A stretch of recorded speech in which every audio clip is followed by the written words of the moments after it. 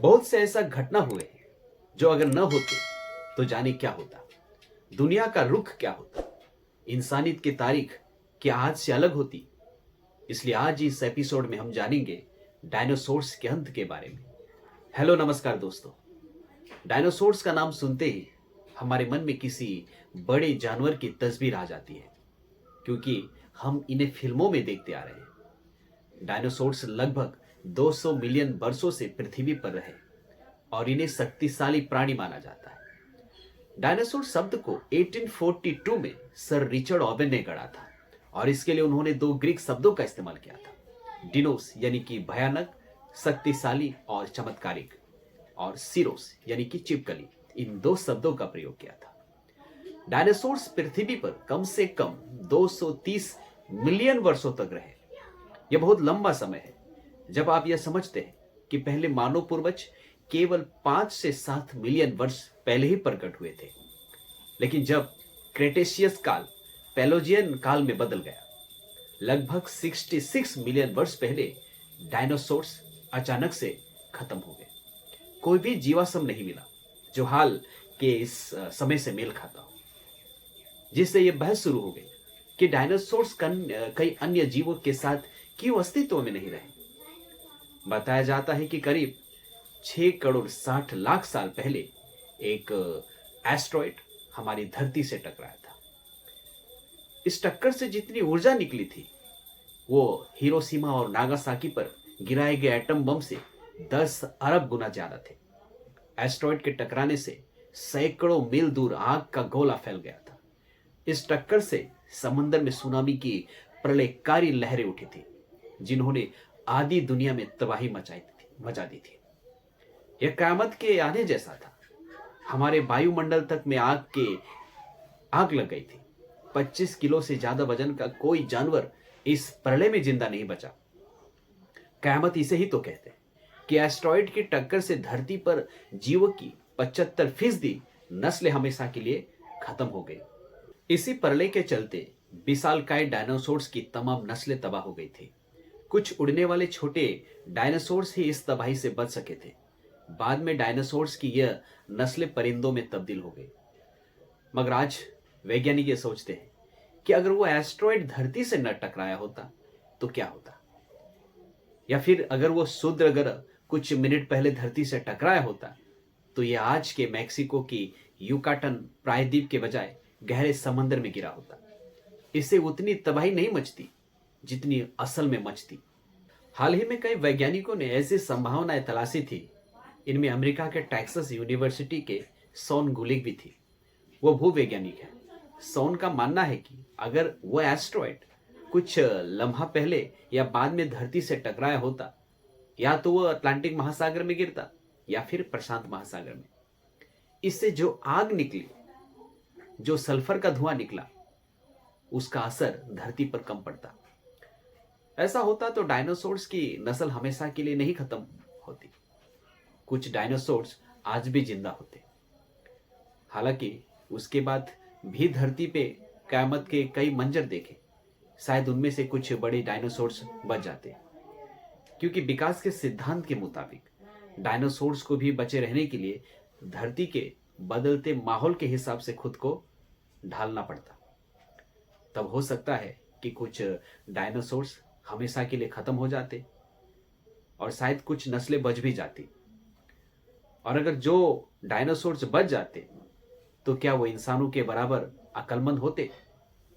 अगर डायनासोर्स होते तो आज के जो स्तनधारी जीव है उनका क्या होता? या फिर इंसान और डायनासोर साथ साथ धरती पर रहते? इस बात की कल्पना 2015 में बनी फिल्म द गुड डायनासोर्स में की गई है।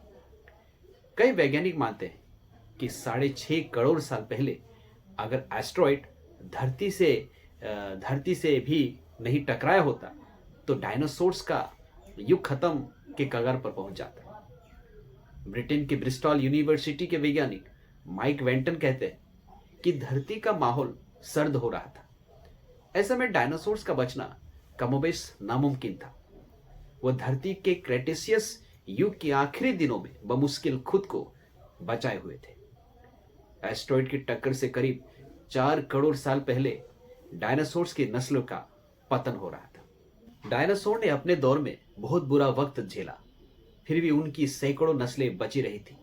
16 करोड़ साल तक डायनासोर्स का धरती पर राज रहा था। विकास की प्रक्रिया में यह इतना आसान नहीं था। वह धरती के बदलते माहौल के हिसाब से खुद को ढालते आ रहे थे। तो अगर डायनासोर्स आज भी जिंदा होते तो उनके लिए चुनौतियां क्या क्या होती? पहली चुनौती तो धरती की बदलती आबो हवा होती। उनके दौर में धरती का तापमान आज से 8 डिग्री सेल्सियस ज्यादा था। तब आज से ज्यादा जंगल थे जिनसे उन्हें आसानी से चारा मिल जाता था। इस माहौल में कुछ सेरोपोड डायनासोर्स जिंदा रह जाते, वो आज की गायों के बराबर के होते। ऐसे कुछ डायनासोर्स के जीवाश्म यूरोप में मिले, क्योंकि जब कयामत आई तो 131 फुट लंबे टाइटोनोर्स का दौर खत्म हो चुका था। डायनासोर्स के दौर में धरती पर पाए जाने वाले पेड़ पौधे भी तेजी से बदल रहे थे। अगर विकास की वही प्रक्रिया होती तो डायनासोर्स फूलों वाले पेड़ पौधों पर अपनी जिंदगी बसर कर रहे होते।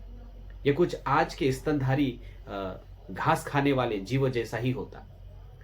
फूल वाले पौधों के साथ ही धरती पर फल वाले पौधे भी विकसित हो रहे थे। उसी दौर में धरती पर स्तनधारी जीव और परिंदे भी विकसित हो रहे थे। शायद उड़ने वाले डायनासोर्स भी तब अपने आप को बचा पाते। वह फलों को खाकर खुद को बचाकर रखते। हो सकता है कि उनमें से कुछ डायनासोर्स बंदरों और चिंपैंजी जैसे पेड़ों पर बसर करते।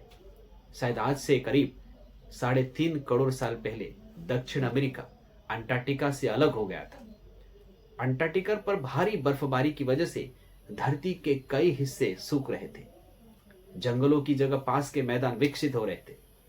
उसी दौर में घोड़ा, जिराफ जैसे स्तनधारी चौपाए विकसित हो रहे थे।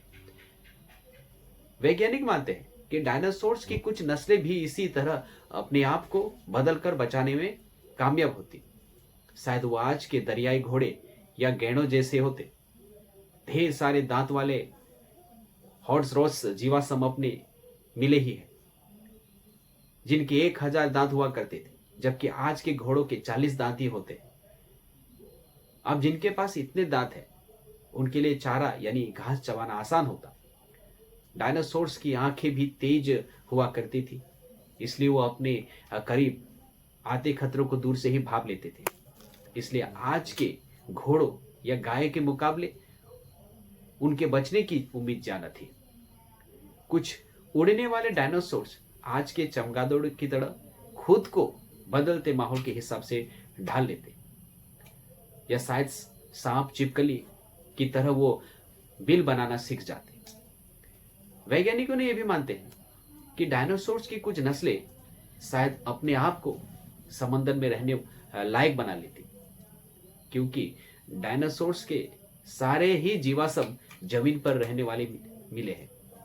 बहुत से विशाल डायनासोर्स आज के व्हेल की तरह समंदर को अपना आशियाना बना सकते थे और अंडे देने के लिए जमीन पर आते। और पेलियोसोर्स जैसे कुछ डायनासोर्स ऐसे ही करते थे। अगर जमीन पर, हवा में या समंदर में रहने वाले डायनासोर्स आज भी बचे रहते तो आज के परिंदों या स्तनधारी जीवों के लिए क्या होता? वैज्ञानिक टॉम होल्च मानते हैं कि परिंदों तो पहले ही खुद को डायनासोर्स के साथ रहने के लिए ढाल चुके थे। अब अगर डायनासोर्स की नस्लें आज तक जिंदा होती तो उनके शरीर के साथ साथ उनका दिमाग भी विकसित होता। तो क्या आज अगर डायनासोर्स होते तो उनकी अकल इंसानों के बराबर या उनसे ज्यादा होती? अगर ऐसा होता तो शायद वो आज के साइंस फिक्शन फिल्मों में दिखने वाले एलियंस जैसे होते, या शायद ऐसा नहीं होता। हाँ, वो आज के गाय, घोड़े और तोतों जैसे दिखने वाले होते। उनका मुकाबला इंसान से नहीं, दूसरे जानवरों से होता। और फिर जो बचे रहते वो इंसानों के साथ साथ आराम से धरती पर रहते। पर यह सब तब होता जब वो एस्ट्रॉयड धरती से नहीं टकराई होती। पर ऐसा हुआ और डायनासोर्स खत्म हो गए। उम्मीद करता हूं कि आज का वीडियो आपको पसंद आया होगा। अगर वीडियो अच्छा लगा तो प्लीज़ चैनल को लाइक, शेयर एंड सब्सक्राइब जरूर करें। बहुत जल्द एक और नए वीडियो के साथ आपसे मुलाकात करेंगे। तब तक के लिए अपना ख्याल रखिएगा। बहुत बहुत धन्यवाद। जय हिंद।